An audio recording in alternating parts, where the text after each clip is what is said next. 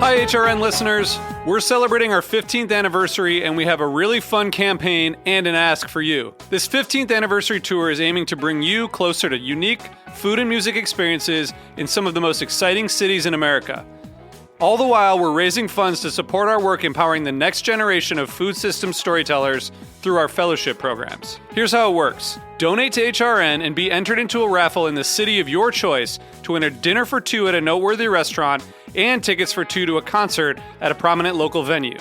We have incredible partners in New York, Los Angeles, Philadelphia, Nashville, Las Vegas, Charleston, Asheville, and Ardmore, Pennsylvania, who have donated a meal for two and two tickets to a concert of the winner's choice. And all donations help fund our fellowship programs, where we're helping to build essential workforce readiness skills and food system storytelling skills. Check out heritageradionetwork.org/15 to donate and enter to win today. That's heritageradionetwork.org/15. Thank you. You're listening to Heritage Radio Network. HRN is food radio supported by you. Learn more at heritageradionetwork.org. This episode is brought to you by Roberta's, home of Heritage Radio Network since 2009. Learn more about Roberta's at robertaspizza.com. Hello to everyone. I'm Louisa Kasdan, your host for Let's Talk About Food, a podcast devoted to first-person storytelling where food plays a pivotal, if not a starring role. Everyone has a food story. Food is at the heart of human connection, at the center of love, of ritual, of need and want, and most of all, food creates community. And community is what we crave. Our guest today is one of my favorite members of the culinary elite, Martha Rose Schulman. She's an award-winning author of more than 25 cookbooks, including The Simple Art of Vegetarian Cooking, which was named one of the 6 best vegetarian cookbooks of the last 25 years by Cooking Light magazine. For 8 years, Martha wrote the feature entitled Recipes for Health for the New York Times. She has over 1,500 recipes featured on the New York Times cooking site, and she is just the best. Let's have a listen. I'm talking today to the remarkable Martha Rose Schulman, who I have known for a couple of years, but she always surprises me. And nothing surprises me more than hearing how she got from point A to B to C to D to where she is, because it's been a remarkable journey. Her first book was one of my Bibles when I was learning to cook. And when I finally met her and realized that we were contemporaneous in age, I was agog. Martha, you've written now how many books? I've probably written about 30 books, and I've done a lot of collaborations in recent years as well. Have you any round number for how many recipes you have written and published? I don't have a round number, but I know that I have something like 1,600 recipes on the New York Times cooking website. 1,600 recipes on the New York Times website. And we're going to talk about how all of your papers are going to end up at the Schlesinger Library as well. Yeah, they are. So many other things. Yeah. But I know that you started off in Connecticut and you went to boarding school, you went to college. Tell us a little bit about how the great Martha Rose Schulman became the great Martha Rose Schulman. Well, I had a sort of improvised life. I did go to prep school, and then I went to Radcliffe, Harvard. But after my first year there, it was a very political time, and I had worked with American Friends Service Committee work camp the summer before my college freshman year with migrant farm workers who were in Michigan. So I decided to take a job the summer after my freshman year in Michigan working with migrant farm workers. And I got so excited about that work that I decided to take a semester off from school. And I went to the Rio Grande Valley in South Texas, and there I stayed for many years. I lived in the Rio Grande Valley working with the United Farm Workers for a few years. And then I went to Austin and had the glorious glorious 70s in Austin. A few years into my life in Austin, I started cooking. I always loved to cook, and I was a first-wave vegetarian, and I was making just so much good food, and I thought, I like to do this. I'm going to do this. So I dropped out of school once more, and I started teaching vegetarian cooking classes. This was 1973, and I got on the roster at the University of Texas Extension classes, and most of my students that first year were mothers of teenagers who had declared that they were vegetarians, and they just didn't know what to do. So that was how it all started. And somehow you went from being in Texas to suddenly running a supper club in Paris. Right. Okay. So when I decided to make cooking my career, I started the vegetarian cooking classes, and somebody said, oh, so-and-so's doing these dinners and you pay $1 to come. And I thought, oh, I could do that. So I started a supper club, and it was a once a week sit-down dinner, the tables being on the floor, of course, for up to 30 people. And it allowed me to really develop a repertoire. And so I did that for several years, and then I started catering. And then I started traveling, and I discovered how much I loved France.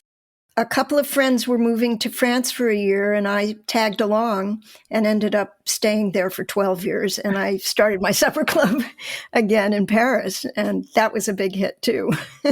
A really big hit. But I assume that by the time you got there, it wasn't $1 a meal. No, that was never like a big profit-making thing. It was my expense account to entertain and to develop recipes. And I always broke a little more than even. I found, you mentioned that I have an archive that's at the Schlesinger Library, and I have all my original supper club notebooks.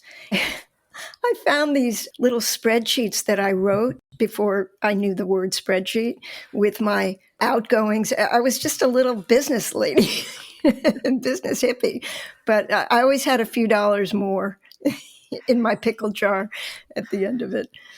So what would have been an archetypal supper club menu in Paris? In Paris, let's say it's October, as it is now. One of my favorite October menus was a Provençal menu. They were vegetarian, these dinners, although sometimes I did fish, and that was very curious for the French as well. So I would start that meal with a kind of assortment of Provençal starters like a tillon, a Provençal omelet, some marinated vegetables, and maybe a little frisée salad. And then my main dish would be a soupe au pistou, which is a sort of a Provençal version of minestrone with a pesto stirred in at the end. And dessert, maybe there would still be figs. I'd do a fig crumble, something like that. And I would make the bread, and they were good. So there you were, all by your little self, making these incredible dinners. How did you get the gumption? I don't know how to say this exactly. I don't know. I've always kind of had that, I guess. I waited a couple of years till I had enough friends to invite. And I remember the first dinner, I hadn't gotten, somebody was making me a table, but I didn't have it yet. I think there were 14 of us, and I said, it's going to be picnic style on the floor. And I just invited them. And what I would do is I would regularly send out these announcements with these little clip-off coupons for you to send back with your reservations. Low tech. Very low tech, very low tech. Yeah. But it was high tech for the time. Did your mom teach you to cook? Or where did it all come from? My stepmother started me cooking. I was 17 one summer. I said, I want to learn to cook. We had great meals at home. And she said, what do you want to cook? And I said, I want to cook what we eat. And we ate lots of meat, big pieces of meat and But Mary, my stepmother, really knew how to cook vegetables, and she had lived in Europe, and she gave us arugula salads, and she made ratatouille and stuff like that. So I just learned the stuff that I liked. And then I started having dinner parties. I think that it was all like so I could have people over. So you're in Paris, you're having these dinner parties, you are meeting all sorts of cool people and staying with even cooler people, if you wanted to name drop, but which you could, I know. And then, so you wrote the first book. I actually wrote my first 2 books when I was still in Austin. And after I had been doing the supper club in Austin for 2 years, I took a month off and wrote a cookbook with all my supper club menus. And it took me 2 years to sell that book. But I finally did, and I sold it to Harper and Row, which HarperCollins now. And my editor was Frances McCullough, who was Diana Kennedy's editor and Paula Wolford's editor. And she really taught me so much about writing recipes. So that came out in 1978. And that was called The Vegetarian Feast. And it ended up not being a menu book, but more traditional breakdown. Then I wrote a book called Fast Vegetarian Feasts. I delivered the manuscript on my way to Paris, and it came out in 1982. I was already transitioned to writing, and I loved that. And I was already doing some magazine work as well. And had that been, once you started cooking, had that been a plan?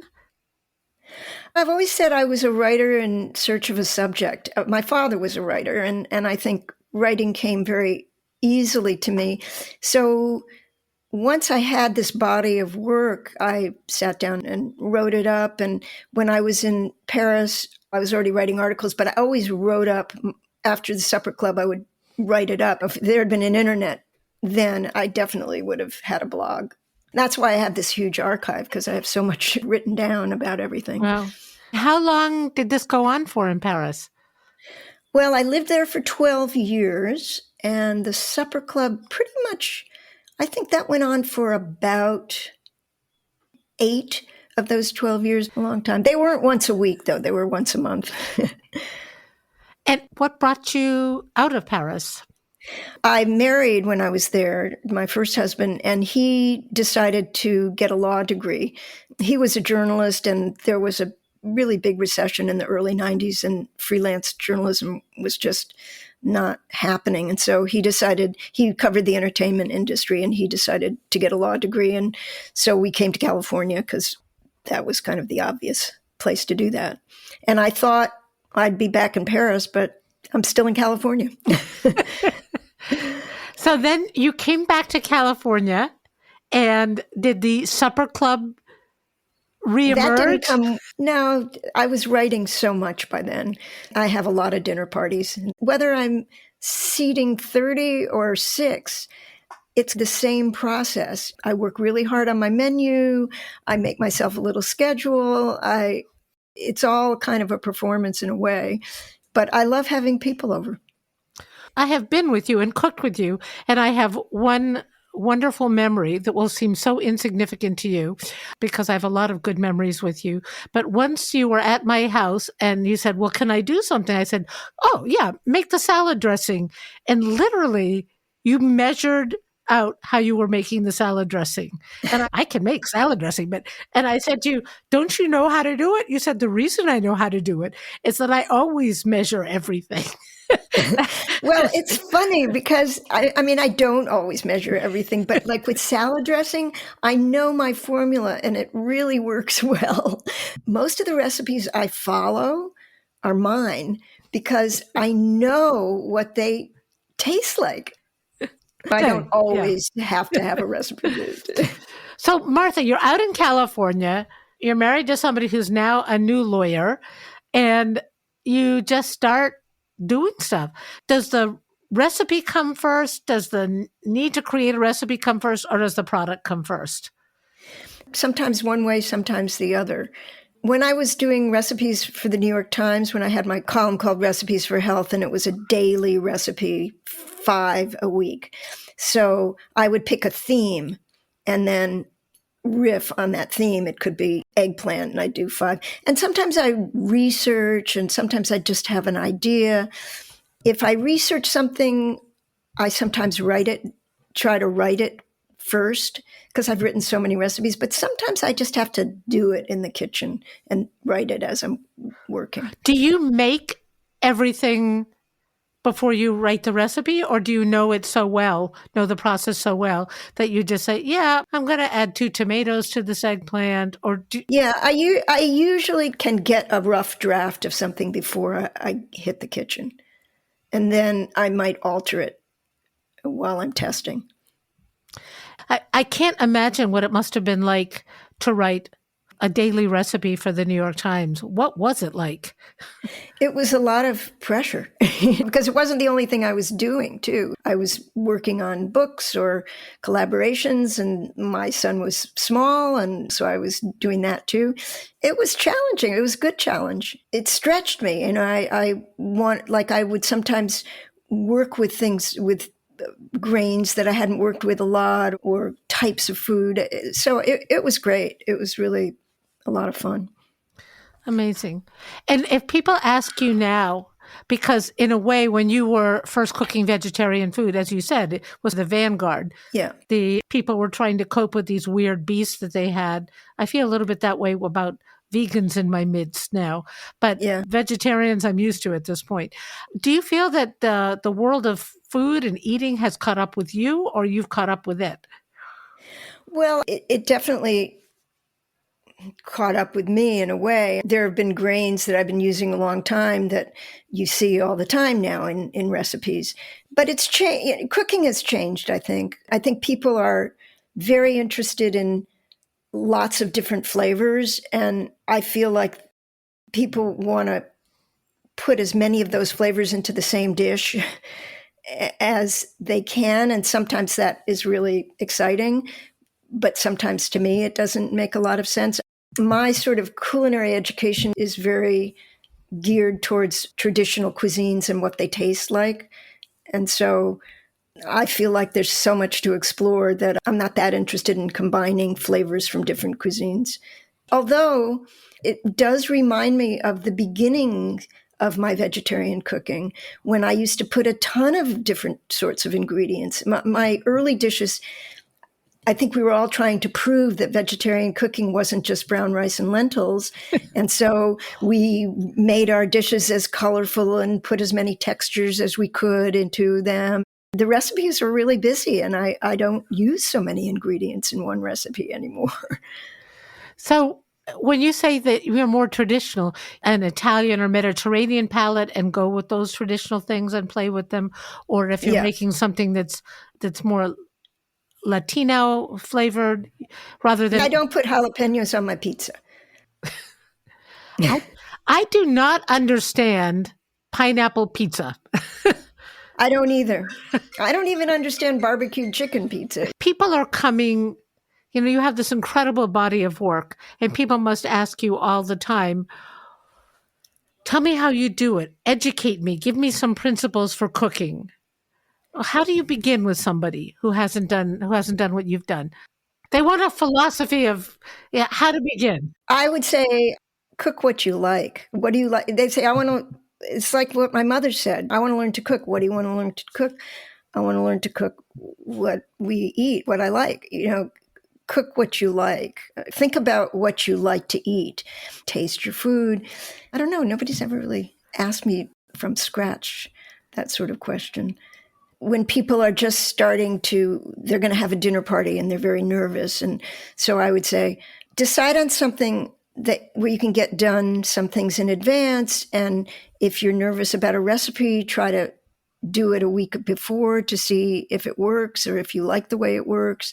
I always try to make my dinner parties as easy on myself as possible. And that to me is always about what can I do ahead? Yeah. And I like to make dishes that taste even better the next day. If I'm going to have fish, then what are the other things that I'm going to have that I can do ahead? So you anchor the meal with something that can be done ahead. Yeah, or at least, or I try to have a pie crust in my freezer all the time so that I know I can make a really good tart. And the most time-consuming part of making a tart is always the crust. So have that done ahead. One of my favorite books of yours is all about gratins and gratinés. Gratin. Yeah, Yeah. yeah. And I think that those are perfect dinner I party love things. gratin. I make them all the time. It's just, and they're really good at room temperature, and they're great. I love your food. It is spectacularly wonderful, but not fussy, which I think It's not fussy. Yeah. I learned a lot too living in France where, okay, there's haute cuisine and fancy restaurant food, but really French people cook on a daily basis. It's very satisfying. And I cook on a daily basis, and a high point of our day, dinner.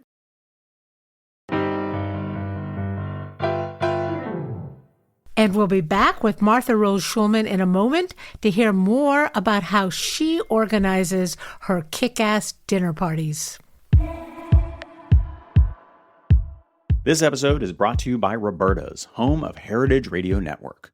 Roberta's was founded in Bushwick in 2008 and has become one of the most iconic restaurants in the country. HRN made its home inside of Roberta's in 2009, and together they have become part of the DIY fabric of the neighborhood. Roberta's is open for lunch and dinner 7 days a week and serves much more than just the famous wood-fired pizzas. Their team dreams up new salads, pastas, and sandwiches on the regular. Roberta's Tiki Bar is alive and well in the back garden, serving up frozen drinks in the summer and hot toddies in the winter. Stop by the bakery and takeout spot next door for fresh breads, sticky buns, and pizzas to go.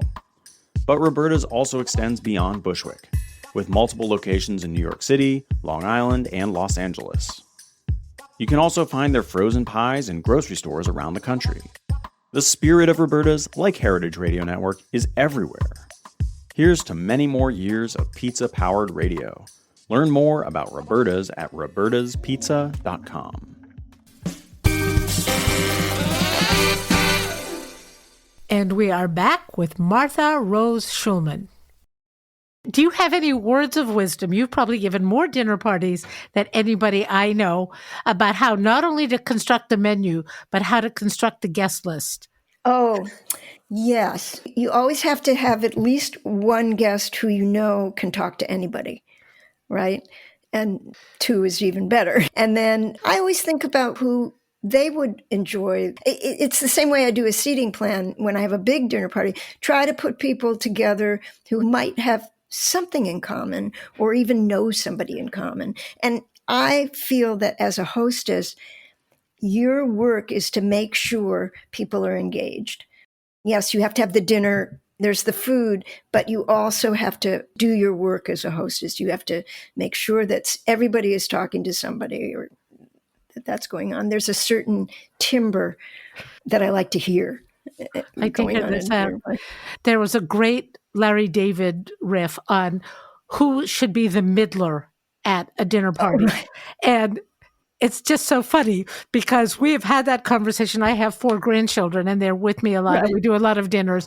And we have decided that only 2 of them can handle being a middler. And we may... That's funny. And the other children, no, you can't be a middler. You have nothing to say to people. You don't know how to ask questions. It's been very useful, very funny, but also very useful. So all of this has happened to you. You have all of these recipes that are out there on the internet. You have this incredible body of work and life. And what's the next set of challenges for you? Well, I've written a memoir and I'm trying to sell it, but I have faith.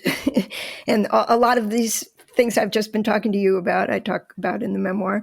So I'm always wanting to be a better writer. And then I do a lot of collaborative work with other cooks and food people who want to write books and they need a writer to help them. So that's a lot of fun. I feel like I'm not now, after creating so many recipes in my life, I don't feel like I necessarily need to create any more new recipes. But I love to cook still, and I love to have people over, and I love to write. And so writing a memoir is such a different vein, though. How did you make that shift? I've worked on it for quite a while. It wasn't that hard a shift. I have such a good archive, so I had a lot to draw on. And just taking the time. I did take a writing, nonfiction narrative writing class, which was helpful, but just draft after draft after draft. It's a completely different kind of writing, although it's not that different from writing the intro to a book or even the intro to a recipe sometimes. But you look at it differently and you read differently when you're reading other books. It's just crafting the writing. I love that. It's really a great kind of new challenge for me and interest. And just out of curiosity, where did you start the narrative? It starts in my childhood. It's a narrative. It's not just about my career. My mother died when I was 13, and so there's a loss and longing going through it. And then this improvised life that I led is interesting. So everything kind of the loss kind of weaves through it, and the resolution of that comes at the end. I would love to read it. Nothing is more interesting than your life. I see people getting more and more interested in food and what they eat. And occasionally I am exhausted by the preciousness of people's interest in food. Where do you see food going? Well, I think vegetarian is definitely mainstream now. I think that vegan is getting to be pretty mainstream too. I think plant-based meats are going to have a place. They seem pretty processed to me. I've never been that interested in meat substitutes. As a vegetarian, I love vegetables. I love grains. People don't want to eat meat, but they miss that kind of aspect. So I think that all those foods are going to have a place. I think we have a great challenge because the food industry is very powerful. I think the big challenge is the equalization of eating well. Yeah. The kind of people who are hopelessly devoted to your recipes and to all things like that are really very careful about the choices they make. They see the food as medicine, all of those things in a way that I don't perceive that they did 20, 25 years ago. No, yeah, I think you're right. I've been thinking about this a lot lately. Just the term food choices, only a certain class of people have food choices. So I'm very concerned about the health of, it's not just the nation now, it's the world, because the prongs are reaching ever farther. And there's just a lot of bad food. There's a lot of bad food and a lot of food insecurity everywhere. So everywhere. A really good pot of beans is not a precious thing. And it's really, if you have a cooking source, which not everybody does, yep, it's a very good thing to eat. Are you a vegetarian exclusively? No, I'm not. I don't cook a lot of meat. I did roast chicken a week ago. It was really good. I'm shocked that you made a good roast chicken. I'm shocked.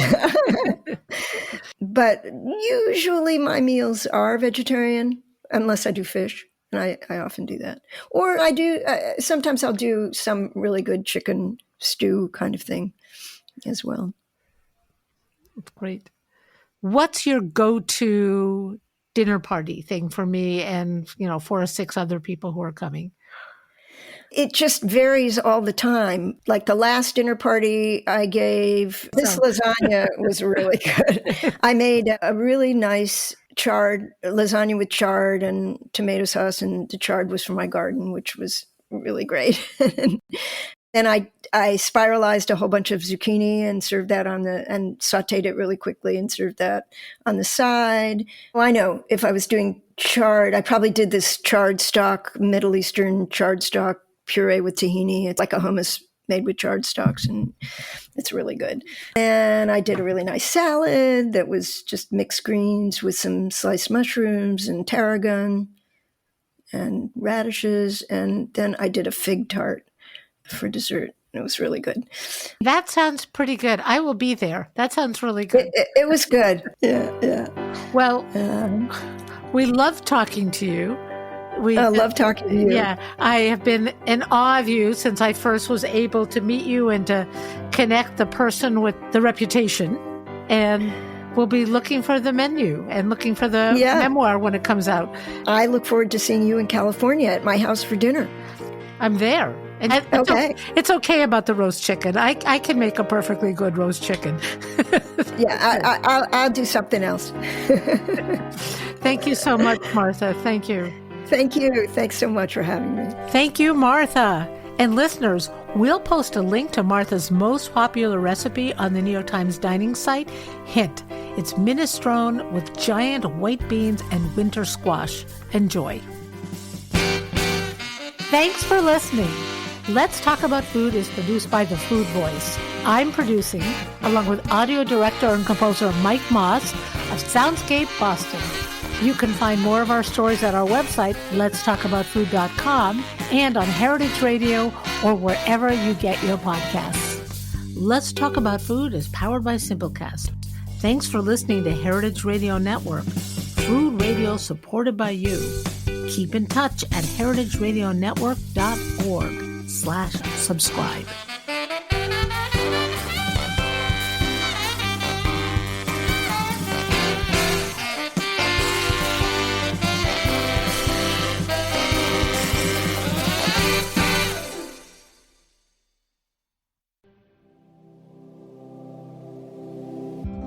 Hey there, I'm Lee Ullman here with some big news from the National Young Farmers Coalition.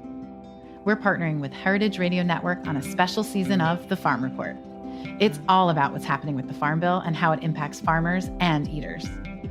I am growing diversified vegetables on land that's been in our family for 150 years. And so with the pandemic, gentrification, property values going up, we had to sell the land and we lost it. Join us as we uncover the untold stories behind this massive piece of legislation that shapes how we grow our food, what we eat, and so much more.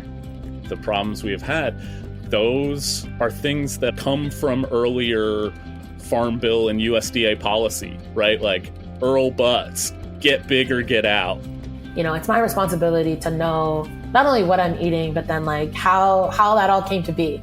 And realize like, wow, like this piece of legislation, all this money, like it's technically something that I support as a taxpayer. While Congress debates the next Farm Bill, this is not just an invitation to listen. It's a call to action. Be part of the conversation.